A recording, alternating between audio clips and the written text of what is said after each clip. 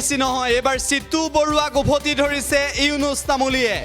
মিয়া মানে বাংলাদেশী নহয়, অসমৰ ভৌগোলিক জ্ঞান নথকা চিতু বৰুৱাক উভতি ধৰিছে ইউনুছ তামুলীয়ে।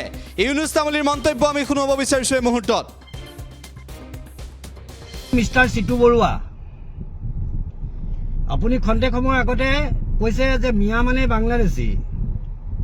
এই কথাটো একেবাৰে উঠাই লওক মিষ্টাৰ চিতু বৰুৱা। ভৌগোলিক জ্ঞান নথকা মিষ্টাৰ চিতু বৰুৱা, অসমৰ মাটিকালি কিমান? অসমত কিমানখন জিলা আছে? অসমখনত কিমান জাতি জনগোষ্ঠী আছে আপুনি জানেনে? অকমানো জ্ঞান নাই।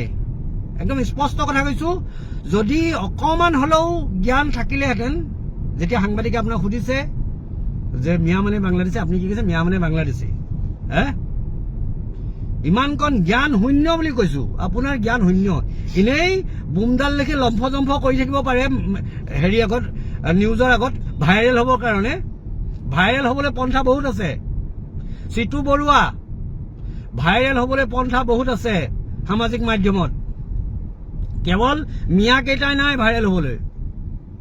আৰু মানুহে ভাবিছে যে চিতু বৰুৱাক কোনোবাই বেগ দিছে, কোনোবা ৰাজনৈতিক নেতাই বেগ দিছে। একো চিতু বৰুৱাক ৰাজনৈতিক নেতাই বেগ দিয়া নাই। সেই ৰাজনৈতিক নেতাৰ ছাপৰ্ট পাবৰ কাৰণে, ৰাজনৈতিক নেতাৰ ছাপৰ্ট পাবৰ কাৰণে, ৰাজনৈতিক নেতাৰ আশীষ পুষ্ট হবৰ কাৰণে এই যিখন ৰচনা ৰচি আছে, কিন্তু একো নাপায়, একো নাপায়।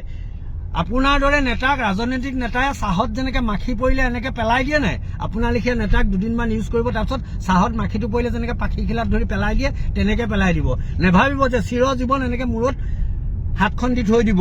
আৰু সেই হাতখন পাবৰ কাৰণে চেষ্টা কৰি আছে, সেই হাতখন পাবৰ কাৰণে চেষ্টা কৰি আছে। আৰু এনেকুৱা ধৰণৰ ভৌগোলিক জ্ঞান নথকা মানুহে ৰাজনৈতিক নেতাৰ হাত এনেও নাপায় মাথাত, কাৰণ ইমান মানে অপৰিপক্ক মানুহৰ মূৰত ৰাজনৈতিক নেতাই এনেও হাত নথয়। আপুনি ভাবি আছে মই এনেকে কৰিম, ভাইৰেল হৈ যাম, মোক কোনোবা ডাঙৰ ডাঙৰ নেতাই মোক এনেকে দিব, পইচা দিব, কিবা ক'ব। একো দম আছে যদি ৰাজমাইত যোৱা মিষ্টাৰ চিতু বৰুৱা, দম আছে যদি ৰাজমাইত যোৱা। সেই মিয়াকেইটাই যে গৰু আনি আছে, সেই গৰুকেইটা ৰাখি দেখাওক। Open challenge Chitu Baruah, open challenge. দম আছে যদি ৰাজমাইত যোৱা মিয়াকেইটাই যে গৰু আনে, সেই গাড়ী কেইখন ৰাখি দেখাওক। এনেই পাচলি বেপাৰীৰ ওপৰত ৰজা হৈ লাভ নাই। মিয়াৰ ওপৰত, পাচলি বেপাৰী মিয়াকেইটাৰ ওপৰত ৰজা হৈ লাভ নাই। দম আছে গৰু বেপাৰী কেইটাৰ ওপৰত ৰজা হৈ দেখাওক, চাওঁ আপুনি।